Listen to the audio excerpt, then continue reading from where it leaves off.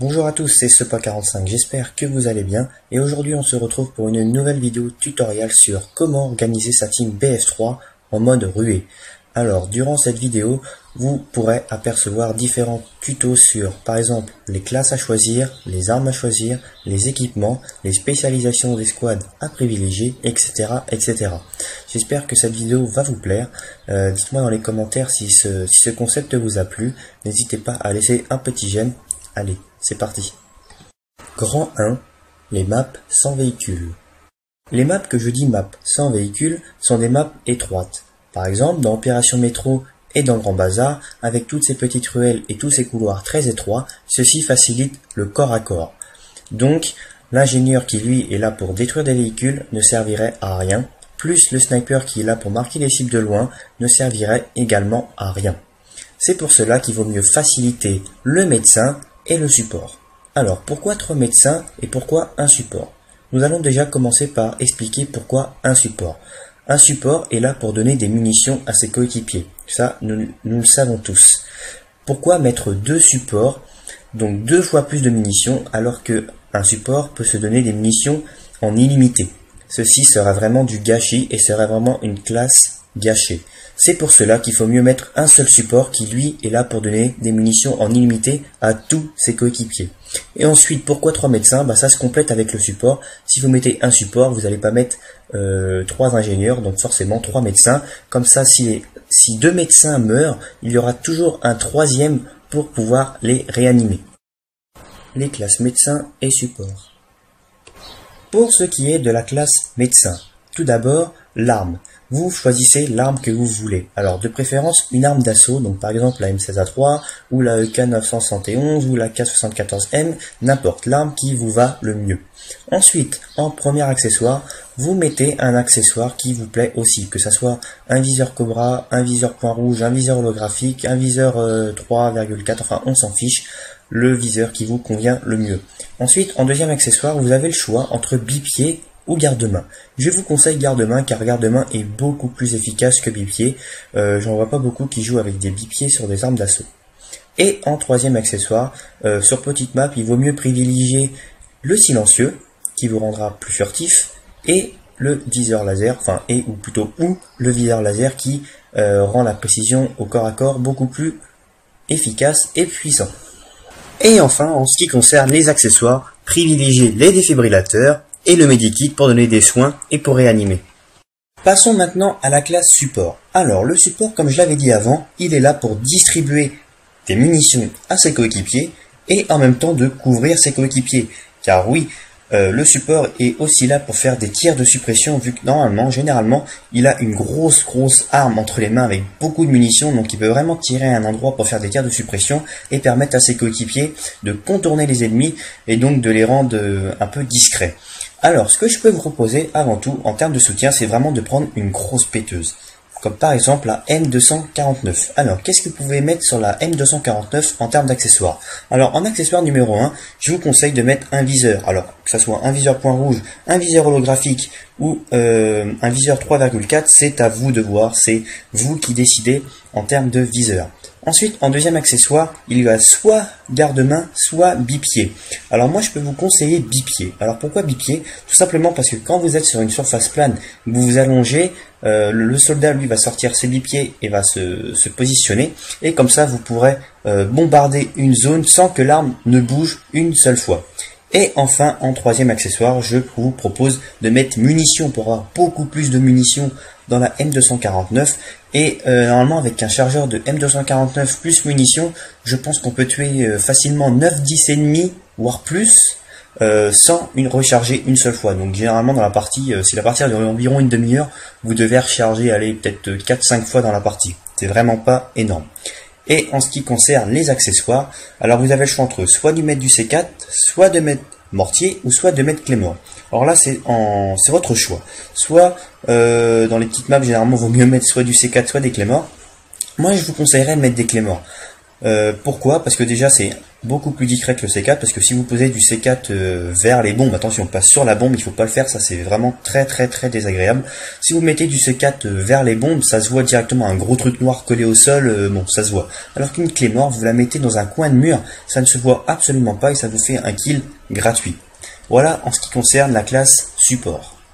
Grand 2, les maps avec véhicule.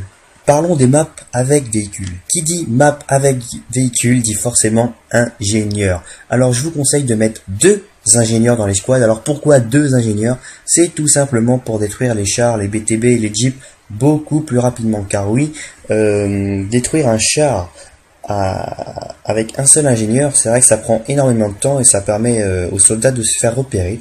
Alors que si vous êtes 2 à tirer sur le char, il ne saura même pas où mettre la tête, donc il sera complètement déstabilisé. Il y en a un qui tire à l'avant ou un qui tire sur le côté, puis un qui tire à l'arrière, donc là le char va être complètement déstabilisé et il ne pourra rien faire et vous aurez détruit le char extrêmement rapidement. Donc voilà, vaut mieux privilégier 2 ingénieurs. Ensuite, il vous faut absolument un médecin, car oui, un médecin dans une escouade, c'est très très important. Une escouade sans médecin, c'est pas une escouade. Il faut toujours quelqu'un pour réanimer ses coéquipiers qui, pourquoi pas, pendant ce temps-là, étaient en train de détruire le char et qui se sont fait abattre. Donc voilà, il faut toujours un médecin. Et ensuite, le 4e soldat, il faut un éclaireur. Alors pourquoi un éclaireur? Lui, il va se mettre à l'écart de ses coéquipiers, en hauteur. Déjà, ça serait bien. Et il pourra spotter les chars qui arrivent de loin, comme ça les ingénieurs vont pouvoir se mettre en position beaucoup plus rapidement et pas être surpris même en sortant d'un bâtiment et se retrouver face à un char. Là le sniper l'aura déjà spocké. Alors spocké ça veut dire aperçu, hein, c'est-à-dire vous appuyez sur la touche select, et ce qui vous permet d'afficher les chars et tout ce qui est véhicule sur la map. Et lui, il va aussi pouvoir vous permettre de mettre des balises, pourquoi pas des balises dans un coin stratégique, dans un bâtiment, comme ça, au lieu de, si tout le monde est mort, vous avez juste à respawn sur la balise et gagner du temps, parce que c'est vrai que respawner au déploiement et refaire tout à pied, c'est assez long. Alors là, une balise en plein milieu de la map, impeccable, bien cachée, vous avez juste à respawner dessus, vous gagnez des secondes extrêmement précieuses. De plus, le sniper, lui, peut abattre des ennemis qui se trouvent vraiment de très très très loin, on voit juste la tête derrière un rocher, donc c'est vraiment très très utile. Voilà pour ce qui est des grandes maps. Voyons maintenant les classes. Les classes médecin, ingénieur et éclaireur. Pour ce qui est de la classe médecin, c'est exactement la même que sur petite map, à l'exception d'une petite chose, c'est en 3e accessoire, vous mettez pas silencieux ni viseur laser, mais vous pouvez mettre par exemple canon lourd qui lui augmente la précision, donc pour les tirs de loin c'est plutôt pas mal. Ah, la classe ingénieur. Alors pour cette classe ingénieur, je vous propose déjà en arme principale l'arme que vous voulez, tout simplement l'arme avec laquelle vous vous sentez le plus à l'aise. Par exemple, un exemple au hasard, la G36C, qui est entre parenthèses une très bonne arme d'ingénieur. Donc en premier accessoire, c'est comme toutes les autres classes, vous mettez ce que vous voulez, donc le viseur que vous voulez. Donc par exemple, je sais pas moi, un petit viseur point rouge, pourquoi pas, un petit viseur point rouge. Ensuite, en second accessoire, je vous conseille de mettre garde-main au lieu de bipied, parce que bipied ça sert à rien sur le cas ingénieur, donc garde-main c'est mieux. Et en 3e accessoire, alors qu'est-ce que je pourrais vous proposer en 3e accessoire? Moi je mettrais canon lourd pour augmenter la précision des tirs de loin. Voilà. Ensuite, en ce qui concerne les accessoires, là il n'y a pas photo. Forcément le SMO ou le RPG, ça dépend de quel côté, soit russe soit américain vous êtes. Et enfin le chalumeau pour enfin réparer tout ce qui est véhicule, donc Jeep, tank, hélico, etc., etc. Et enfin, finissons avec la classe éclaireur. Alors lui, l'éclaireur est très très important. Comme j'ai dit avant, il se met à l'écart de ses coéquipiers en hauteur et ça lui permet de spotter les ennemis, de spotter les véhicules de très très loin. Alors, pour ce qui est de la classe, je vous propose déjà de mettre un sniper. Par exemple, le SV98 qui est un très très bon sniper.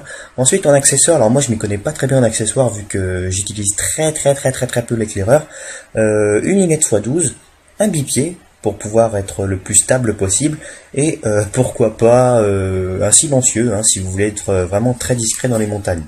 Ensuite, en équipement, je vous conseille de mettre une balise radio, déjà comme je vous l'ai expliqué, pour le mettre dans un bâtiment pour pouvoir que votre escouade respawn sur cette balise et évite de refaire tout à pied du déploiement jusqu'à leur zone.